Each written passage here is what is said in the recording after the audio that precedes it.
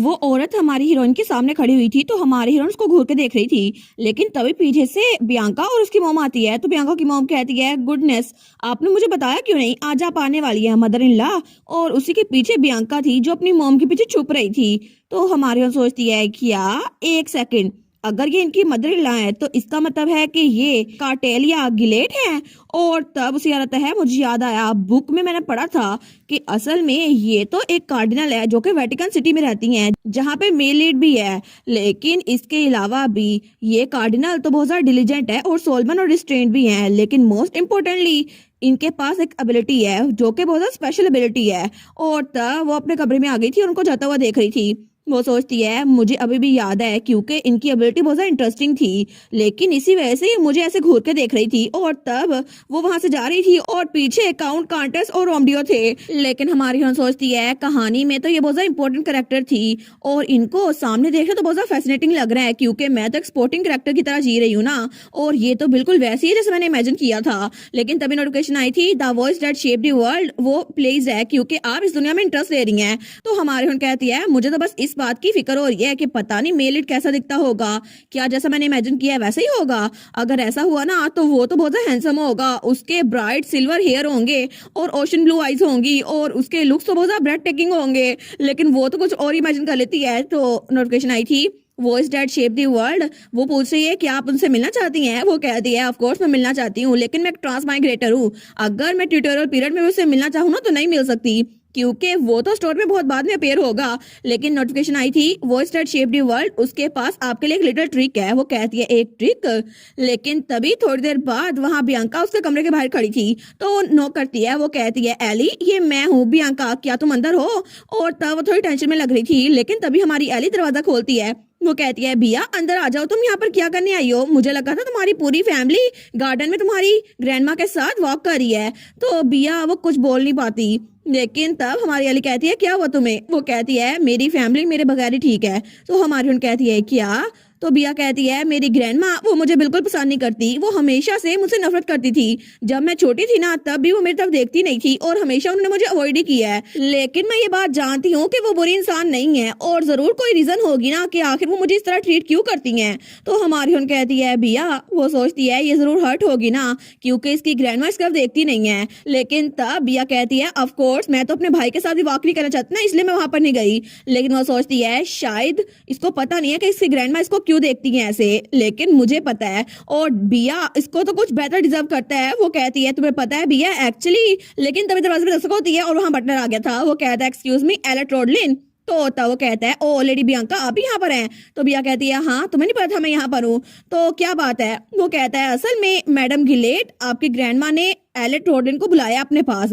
वो कहती है, मेरी ग्रैंडमा ने? लेकिन क्यों? लेकिन तभी वो सोचती है, ओ नो, उसे याद आता है जब उसकी मॉम उसके फादर से लड़ रही थी। तुम्हें पता है ना तुम्हारी मॉम मुझे बिल्कुल पसंद नहीं करती क्योंकि मैं एक नोबल नहीं हूँ, मैं कॉमनर हूँ, और इसी वजह से वो बियांका के साथ भी अच्छे से नहीं पेश आती। और बाद में भी उसकी मॉम ने उससे कहा था, बिया तुम श्योर हो ना तुम एक कॉमनर को अपना प्लेमेट बनाना चाहती हो? लेकिन बियांका वो तो बहुत फ्लिंच करती है। तो तभी बटलर कहता है, मिस बिया आप ठीक तो है ना? वो कहती है, मैं भी एली के साथ जाऊंगी। वो कहता है, मुझे माफ कीजिएगा लेडी बियांका, लेकिन मैडम गिलेट वो सिर्फ उनसे मिलना चाहती है, आपसे नहीं। वो कहती है, लेकिन तो हमारी हीरोइन कहती है, बिया मैं बिल्कुल ठीक रहूंगी और वैसे भी मेरे पास एक प्लान है। और तब दूसरी तरफ हमें गार्डन का सीन दिखाया जाता है जहाँ पे मैडम गिलेट वो खड़ी हुई थी। तो तभी वो पीछे देखती है, वो कहती है, फाइनली तुम आई गई। और वहां पे हमारी हीरोइन थी, वो कहती है, एलेट रोडलिन। तो हमारी एलिट वहां पर आती है, वो कहती है, तुम्हारे लिए मैंने कुछ स्वीट्स भी तैयार करवाई हैं। तो वहां पे तो बहुत ज्यादा मिठाइयाँ थी और बहुत सारे डिजर्ट्स भी थे। तो वो सोचती है, कितने सारे लोगों के लिए तैयार करवाया है, लेकिन मैडम वो उसको देखी जा रही थी। तो तब वो उसको कहती है, तुम यहाँ पे बैठ जाओ, और मैंने सुना है कि तुम और बियांका दोनों बहुत ज्यादा क्लोज हो, और आखिर तुम्हारा मेरी ग्रैंड डॉटर के साथ क्या रिलेशनशिप है? तो हमारी में सोचती है, इनको सच में इधर उधर बात घुमाने की आदत नहीं है, ये बिल्कुल ठीक है क्योंकि मैं इनको जवाब देने वाली हूँ। वो कहती है, बियांका और मैं हम तो बिल्कुल बेस्ट फ्रेंड्स हैं, और वैसे भी बिया तो बहुत ज्यादा स्मार्ट है, वो तो बहुत ज्यादा कूल भी है और सबसे ज्यादा बेस्ट है। उसने इस मीनार में हर एक बुक पढ़ी हुई है, उसके अलावा उसको हर एक सर्वेंट का नाम भी पता है, और वो तो अपने भाई की भी हेल्प करती है और मेरी बार भी हेल्प की थी जब हम पिछली बार मुश्किल में फंस गए थे। लेकिन आपको पता है कि वो नंबर के साथ बहुत ज्यादा अच्छी है और उसको तो ऑर्डर से भी ज्यादा अच्छा काम करना आता है। तो तब ग्रैंडमा वो हंसती है, वो सोचती है, जैसा मैंने सोचा था ना बिल्कुल वैसा ही है। और तब वो तो बड़ी प्राउड हो रही थी क्योंकि उनको बिया की तारीफें सुनकर बड़ा अच्छा लग रहा था। वो सोचती है कार्डिनल कार्टेलिया वो बिया से नफरत नहीं करती, ये बात मुझे पता है, लेकिन इसके अलावा एक और वजह भी थी। तो तब मैडम भी वहां पे बैठ गई थी। तो हमारी उन कहती है आप यहाँ बियांका को देखने के लिए आई थी ना, है ना, तो आप उनको मिली क्यों नहीं? तो तब वो कहती है अच्छा तुम्हें ऐसा लगता है, लेकिन हमारी उन कहती है जी बिल्कुल, क्योंकि अभी तक बिया वो मरी रही है, इसीलिए आप मुझे देख रही हैं। तो वो कहती है क्या तुम्हारा क्या मतलब है? तो हमारी उन कहती है आप यहाँ पर इसलिए आई हैं क्योंकि आपकी एक्सपेक्टेशन के हिसाब से बिया और मैं दोनों मरे नहीं हैं, ये बात सच है ना? और बिया वहां पीछे छुपी हुई थी क्योंकि हमारी एली ने उसको ये कहा था। तो ग्रैंडमा कहती है मुझे पता था तुम कोई आम सी बच्ची नहीं हो, लेकिन मुझे बताओ कि आखिर तुम हो कौन? तो हमारी हीरोइन वहां बिल्कुल सीरियस होकर बैठी हुई थी। वो कहती है जी मैं आपको बताती हूँ, लेकिन तभी हमारी हीरोइन सोचती है कार्टेलिया गिलेट उसका एक सीक्रेट है, वो ये कि उसके पास जो स्पेशल एबिलिटी है ना वो उसकी आईज में है, जिसको आईज ऑफ फेट कहते हैं। और उन्हीं की आईज की वजह से वो किसी भी इंसान को देखकर बता सकती हैं कि उनके पास कितना टाइम बचा हुआ है, और इसी वजह से हर कोई उनको बहुत ज्यादा इंपॉर्टेंस देता है। लेकिन जब बिया पैदा हुई थी ना तभी उन्होंने देख लिया था कि बिया 10 साल की उम्र में मर जाएगी, और इसीलिए वो अपनी ग्रैंड डॉटर से दूर रही थी। तो एली कहती है मुझे लगा ही था कि आखिर आपको मेरी जैसी सर्वेंट गर्ल का नाम क्यों ही याद होगा, ये सेम था है ना, क्योंकि मेरी मौत भी उसी दिन होनी थी। तो ग्रैंडमा कहती है क्या?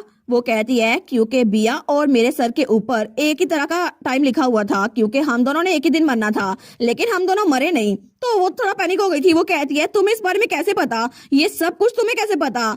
वो सोचती है बिल्कुल मैंने कहानी में पढ़ा था कि इसके पास आइज ऑफ फेट है, इसकी बहुत ज्यादा प्रिविलेज भी है, लेकिन फिर भी ये कभी भी दूसरों की किस्मत में इंटरफेयर नहीं कर सकती और ना ही उनको बता सकती है इसने क्या देखा है। इसी वजह से जब बिया पैदा हुई थी ना तो तब इनको बहुत ज्यादा दुख हुआ था कि इनको अपनी ग्रैंड डॉटर को बहुत कम उम्र में खोना पड़ेगा। इसी वजह से इन्होंने उससे दूरी इख्तियार कर ली, और चाहे वो अपनी ग्रैंड डॉटर को कितना मर्जी प्यार करती हो, लेकिन उन्होंने हमेशा उनको निग्लेक्ट किया, क्योंकि वो नहीं चाहती थी कि बिया के मरने के बाद वो ज्यादा दुखी हो जाए। तो हमारी हीरोइन कहती है अब आपको बिया से मुंह मोड़ने की जरूरत नहीं है ना, क्योंकि उसका लाइफ स्पैन वो इंक्रीज हो चुका है। तो मैडम कहती है मुझे एक बार फिर से पूछने दो, आखिर तुम हो कौन? तो हमारी हीरोइन वो कहती है मैं हूँ, लेकिन तभी नोटिफिकेशन आई थी कॉन्फिडेंशियलिटी के एडवोकेट ने आपके खिलाफ एक रिपोर्ट दर्ज की है। तो वो सोचती है कि यार तो नोटिफिकेशन आई थी, वो आप पे नजर रख रहे हैं, कभी भी आप किसी को अपने बारे में नहीं बता सकती। वो सोचती है अच्छा कम से कम अपना नाम तो बता दूंगी ना, लेकिन तभी बेचारे को बड़ा पसीना आ रहा था। वो कहती है असल में मैं वो, तो वो कहती है अच्छा तुम्हें मुझे बताने की जरूरत नहीं है क्योंकि मैं खुद देख सकती हूँ, है ना। वो सोचती है इसके ऊपर जो नंबर है ना वो तो बहुत ज्यादा अननेचुरल है, और कभी भी मैंने किसी के सर पे ऐसे नंबर नहीं देखे, और ये नंबर ये तो कभी चेंज नहीं होता, लेकिन इस बार चेंज हो गया है। वो कहती है क्या तुम एक रिटर्न नहीं हो, इसी वजह से तुम्हें मेरा और बिया का फ्यूचर पता है ना। तो तब वो स्माइल करती है और कहती है और इसी वजह से तुमने बिया का फ्यूचर चेंज कर दिया, और इसके लिए मैं तुम्हारी बहुत ज्यादा थैंकफुल हूँ क्योंकि तुमने मेरी प्यारी बिया की जान बचा ली। लेकिन तब हमारी हम कहती है मैडम गिलेट बिया सच में बहुत ज्यादा कूल, क्लेवर और काइंड है, और इसीलिए वो सब अडल्ट से ज्यादा बेहतर है और उसको हर एक चीज पता है, और मैं बहुत ज्यादा खुश हूँ कि वो मेरी इतनी अमेजिंग दोस्त बनी। लेकिन तब मैडम गिलेट वो भी स्माइल करती है, वो कहती है थैंक यू सो मच, मैं तुम्हें जितना मर्जी थैंक यू बोलूँ ये काफी नहीं होगा, और मुझे कभी भी उसको ऐसे ट्रीट नहीं करना चाहिए था। अगर मुझे पहले पता होता कि वो जिंदा बच जाएगी तो फिर मैं उसको इतना प्यार करती जितना मैं कर सकती थी। वो तो सच में बिल्कुल छोटी सी है, मुझे उसका हाथ पकड़ लेना चाहिए था। लेकिन तभी पीछे से किसी की आने की आवाज आती है, तो मैडम गिलेट पीछे देखती है तो वहां बियांका थी। वो कहती है ग्रैंड मदर, और वो अपनी ग्रैंड माँ के पास आई थी। तो उसकी ग्रैंड माँ कहती है बियांका आखिर तुम कब से यहाँ पे खड़ी थी? तो हमारे यहाँ सोचती है स्टार्ट से ही, क्योंकि मेरा मिशन सक्सेसफुल हो गया। लेकिन तब बिया कहती है क्या ये सच है? क्या आपने तब से मुझे सिर्फ इसलिए इग्नोर किया क्योंकि मैं जल्द ही मरने वाली थी?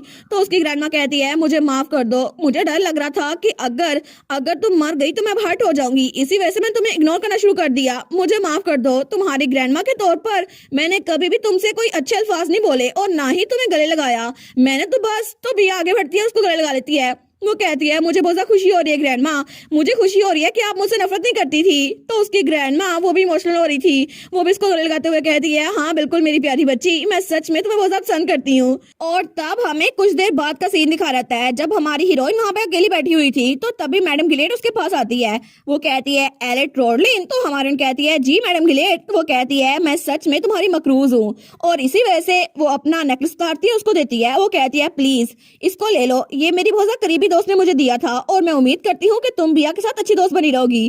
तो हमारी हीरोइन उस नेकलेस को लेती है, वो कहती है जी बिल्कुल। तो तब वो कहती है अगर तुम्हें कुछ और भी चाहिए तो मुझे बता दो। तो हमारी हीरोइन कहती है नहीं नहीं कुछ भी नहीं चाहिए मुझे, मैं तो बस खुश हूँ कि आप दोनों खुश है। लेकिन तभी वो सोचती है एक मिनट, मैं ये तो कर ही सकती हूँ ना। तो तब वो कहती है एक्चुअली असल में मुझे कुछ चाहिए, मैं चाहती हूँ मैं आपके साथ वेटिकन को विजिट करूँ। वो सोचती है मुझे लॉर्ड वॉइस ने यही तो ट्रिक बताई थी, उन्होंने कहा था कि अगर मैं इन दोनों की दोस्ती करवा दूं ना तो क्या पता मैं इनके साथ वहां जा सकती हूँ वेटिकन में। हालांकि इसकी पॉसिबिलिटी बहुत कम है लेकिन फिर भी हो सकता है। तो तब मैडम ग्लेड कहती है वाह तुम तो बड़ी प्यारी बच्ची हो, तो मैं इसको अरेंज करवा दूंगी और हम लोग जल्द ही सेक्रीफाइस का सीजन सेलिब्रेट करने वाले हैं, तो तुम मेरे साथ आ सकती हो। तो तभी नोटिफिकेशन आई थी voice that shape the world, उन्होंने आपके लिए न्यू क्वेस्ट भेजी है और वहां लिखा था वीड्स इन दी वेटिकन। आपको वो वीड्स इकट्ठे करने हैं जो कि जल्द ही एक्सटेंड होने वाले हैं लेकिन फ्यूचर में वो बड़े काम आएंगे। तो क्या आप इस क्वेस्ट को एक्सेप्ट करेंगी? वो सोचती है ये काम कर गया, हाँ बिल्कुल मुझे इसे एक्सेप्ट करना ही पड़ेगा क्योंकि फाइनली मैं यहाँ से निकल सकती हूँ और इस फ्रस्ट्रेटिंग मेल लीड, मेरा मतलब है कि उस मेल लीड से मिल सकती हूँ ना। और दूसरी तरफ वेटिकन सिटी, वहां उस चर्च में मेल लीड वहां खिड़की के पास बैठा हुआ था और तब वो उसकी आंखें दिखा जाती हैं जो कि बहुत ही ज्यादा प्यारी थी और जैसा हमारी हीरोइन सोचा था ना वो तो बिल्कुल वैसा ही था, हैंडसम था। लेकिन फाइनली अब हमारी हीरोइन वेटिकन जाके मेल लीड से मिलने वाली है, तो क्या पता वो स्टोरी को चेंज कर दे।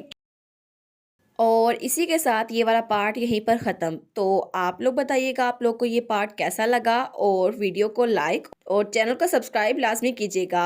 बाकी वीडियोस का लिंक भी स्क्रीन पर नज़र आ रहा होगा तो काइंडली उनको भी चेकआउट कर ले। और thank you so much for watching my videos.